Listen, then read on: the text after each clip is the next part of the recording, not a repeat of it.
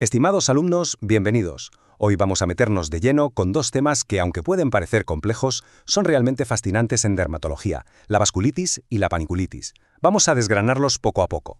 Bien, este es nuestro plan de vuelo. Primero sentaremos las bases, qué es la vasculitis y cómo se clasifica. Después nos sumergiremos en su patogenia y en cómo se manifiesta clínicamente. Veremos también cómo se diagnostica y se trata. Y para terminar, pondremos todo esto en contraste con la paniculitis. ¿Listos? ¡Vamos allá! Vale, empezamos por el principio. Vasculitis. ¿Qué es exactamente? Vamos a definirla y a clasificarla para que todos tengamos una base bien sólida desde la que partir. A ver, si lo simplificamos al máximo, la vasculitis no es más que la inflamación y, ojo, la destrucción de las paredes de los vasos sanguíneos. Y claro, esto es un problema muy serio. ¿Por qué? Porque si se daña la tubería, el flujo de sangre se compromete. Y esto puede llevar a isquemia y necrosis de los tejidos. De ahí que las manifestaciones clínicas sean tan increíblemente variadas y puedan aparecer en literalmente cualquier órgano.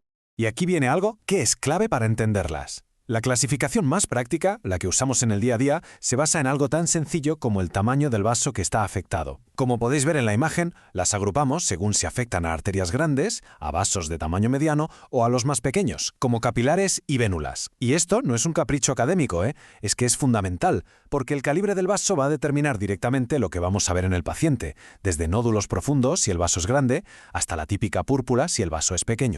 Perfecto. Ya sabemos qué es y cómo se clasifica. La pregunta del millón ahora es, ¿y esto por qué pasa? ¿Cuál es el mecanismo? Pues vamos a meternos de lleno en la patogenia, en cómo se produce el daño y sobre todo cómo eso se traduce en los síntomas que vemos en la consulta. Mirad, el mecanismo más habitual es como una reacción en cadena. Todo empieza con el depósito de inmunocomplejos, es decir, uniones de antígenos y anticuerpos, en las paredes de los vasos.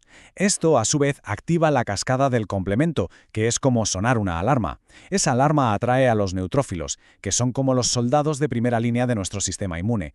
Y una vez allí, ¿qué hacen? Pues liberan todo su arsenal, enzimas, radicales libres, y acaban dañando la pared del vaso. El resultado final de esta batalla es lo que conocemos como necrosis fibrinoide. Pero ojo, que no todos son inmunocomplejos. Hay otro mecanismo súper importante en el que los protagonistas son los ANCA, los anticuerpos anticitoplasma de neutrófilo. A diferencia de los otros, estos no necesitan formar complejos. No, van y activan directamente a los neutrófilos para que liberen sus enzimas destructivas. Por eso encontrarlos en un análisis de sangre es una pista diagnóstica de primer nivel, porque nos pone sobre la pista de vasculitis muy concretas, como la granulomatosis con poliangeitis, por ejemplo. Y todo este proceso inflamatorio, a nivel de los vasos más pequeños, ¿en qué se traduce clínicamente? Pues en esto que veis en la imagen, que es el signo clínico por excelencia, la púrpura palpable. Es la consecuencia directa de que esos pequeños vasos, las vénulas postcapilares, están dañados y dejan escapar glóbulos rojos. Así que quedémonos con esto que es fundamental para la exploración física. Estamos hablando de una púrpura que se palpa, que tiene relieve. Si le aplicamos presión, por ejemplo con un cristal, la vitropresión, no desaparece. Suele ser bilateral, simétrica y muy característicamente aparece en las zonas que más declinan, como las piernas. A veces puede ir incluso con vesículas o úlceras.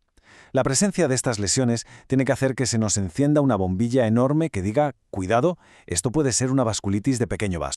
Muy bien, ya tenemos la sospecha clínica. Ahora, ¿qué hacemos? ¿Cómo lo confirmamos? Y, lo más importante, ¿cómo lo tratamos?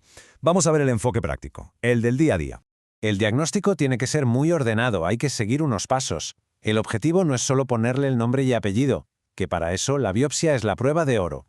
Además de eso, tenemos que saber qué la ha causado, un fármaco, una infección, y algo que es crítico, ver hasta dónde llega el problema. Es decir, ¿está solo en la piel o hay otros órganos afectados? Y en cuanto al tratamiento, pues no hay una receta única para todos. Lo vamos a escalonar según la gravedad. En muchos casos, por suerte, el cuadro es leve y se autolimita, así que con reposo y algún antiinflamatorio es suficiente. Pero si la cosa persiste o los síntomas son más serios, pasamos a una primera línea con fármacos como la colchicina o los corticoides. Y ya en los casos graves, cuando hay afectación sistémica, ahí sí que tenemos que sacar la artillería pesada, inmunosupresores potentes o incluso terapias biológicas. Venga, pues dejamos por un momento los vasos sanguíneos y cambiamos de tercio. Ahora vamos a profundizar un poco más, literalmente. Nos vamos a la grasa que está debajo de la piel, al tejido celular subcutáneo, para hablar del segundo gran bloque de este tema, la paniculitis. Entonces, ¿qué es la paniculitis? Pues como su nombre indica, es la inflamación del panículo adiposo, o sea, de la grasa subcutánea. La diferencia con la vasculitis es total. Allí el problema estaba en los vasos, aquí el problema está en la grasa. Y si la lesión estrella de la vasculitis era la púrpura palpable, aquí la lesión elemental es el nódulo, ese bulto subcutáneo que a menudo duele. Aquí, la histopatología, la biopsia, es la que manda. Es la que nos va a dar el diagnóstico definitivo. Y el ejemplo del libro, el que siempre se pregunta, es el eritema nudoso. Si hacemos una biopsia, lo que vamos a ver es que la inflamación se concentra en los septos, en los tabiques de tejido conectivo que separan los lóbulos de grasa. Y aquí viene el dato clave para diferenciarlo. Y lo repito, es una paniculitis septal sin vasculitis. No hay inflamación en los vasos. De hecho, esta es la gran clasificación de las paniculitis a nivel histológico. O bien, la inflamación afecta sobre todo a los septos, y entonces hablamos de paniculitis septal, o bien se centra en los lóbulos de grasa, en los adipocitos, y entonces es una paniculitis lobulillar. Saber si es una u otra es el primer paso y es absolutamente crucial para orientar el diagnóstico. Y llegamos al final. Vamos a hacer un pequeño resumen para que se queden bien fijados los conceptos más importantes y, sobre todo, las diferencias clave entre estos dos mundos. Si tuviéramos que quedarnos con una sola idea, sería esta. La diana de la inflamación es lo que lo cambia todo. En la vasculitis, el objetivo son las paredes de los vasos.